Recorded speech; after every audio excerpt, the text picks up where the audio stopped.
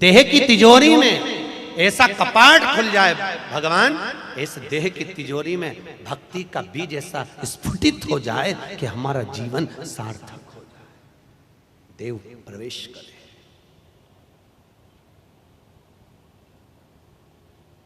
देह में प्रवेश परमात्मा का, और जब परमात्मा प्रवेश कर जावे तो सुख का अनुभव होगा महाराज, बहुत अनुभव।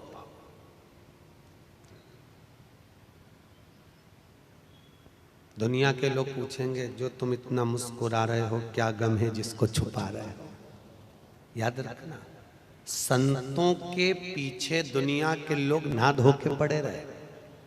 मीराबाई को अपशब्द कहा, नामदेव जी को लोगों ने ताने दिए, तुकाराम जी को लोगों ने अपशब्द कहे, संत ज्ञानेश्वर जी के लिए लोगों ने अपशब्द कहे। परीक्षा लेने के लिए वो सिंह पर बैठकर हाथ में सांप का कोड़ा लेकर आया, संत ज्ञानेश्वर जी के लिए।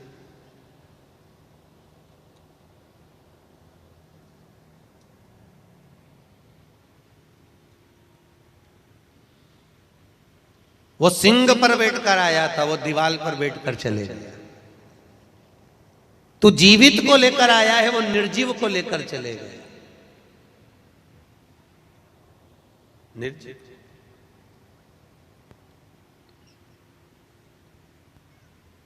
महाराज, एक बार श्री ऋषभ देव जी महाराज से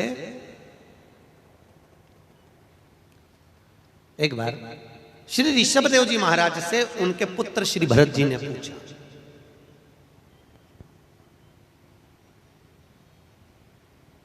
ऋषभ देव जी महाराज अहिंसा परमो धर्म को जानने वाले, कोई जीव ना मर जाए, कोई जीव की हत्या ना हो जाए। तो श्री भरत जी महाराज ने ऋषभ देव जी महाराज से एक प्रश्न किया, ऋषभ देव जी महाराज पिताश्री आप मुझे एक बात बताएंगे। पिताजी ने कहा बोल, क्या बात पूछना है। महाराज क्या मृत्यु लोक में जन्म लेने वाला व्यक्ति पाप से वंचित है, पाप से छूटा हुआ है। ऋषभ देव जी महाराज ने कहा भरत सुन, मृत्यु लोक में अगर मनुष्य का जन्म हुआ है तो उसके माथे पर पाप की गठरिया तो बंधी ही रहती है। 4 स्थान पर हर व्यक्ति से पाप होता है, ऋषभ देव जी महाराज कहते हैं। कितने स्थान, जम के बोलो जरा। 4। संत श्री ऋषभ देव जी महाराज सदगुरु परमात्मा मेरा हरि विठ्ठल का स्वरूप श्री ऋषभ देव जी महाराज भगवान नारायण के ही अंश स्वरूप हैं, और वो कहते हैं 4 स्थान पर हर व्यक्ति से पाप होता है। पहला, झाड़ू लगाते समय, बुआरी काटते समय छोटे छोटे जीव मर जाते हैं, उसका पाप माथे चढ़ जाता है। ऋषभ देव जी महाराज ने दूसरा कहा, अग्नि जलाते समय, चूल्हा जलाते समय पतंगे जल जाते हैं, छोटे छोटे जीव जल जाते हैं, उसका पाप माथे चढ़ जाता है। तीसरा, पानी भरते समय, बर्तन धोते समय, स्नान करते समय, कपड़े धोते समय छोटे छोटे जीव मर जाते हैं, उसका पाप माथे चढ़ जाता है। और चौथा, अपन चलकर कहीं जाते हैं तो अपने पांव के नीचे, चप्पल के नीचे, जूतों के नीचे छोटे छोटे जीव मर जाते हैं, उसका पाप माथे चढ़ जाता है। तो भरत जी ने कहा ऋषभ देव जी महाराज से, पिताजी आप कहते हो कि 4 जगह पर व्यक्ति के मस्तक पर पाप की गठरिया बंधी होती है, हर व्यक्ति पृथ्वी पर जन्म लेने वाला व्यक्ति पापी होता है, उसके माथे पर पाप बंधा होता है, तो फिर यह पाप समाप्त कहां होता है? इस पाप को खल्लास करना है, समाप्त करना है, तो फिर हम जाएं तो जाएं कहां? इस पाप को हम कैसे समाप्त करेंगे? पाप क्या व्रत से समाप्त हो जाएगा?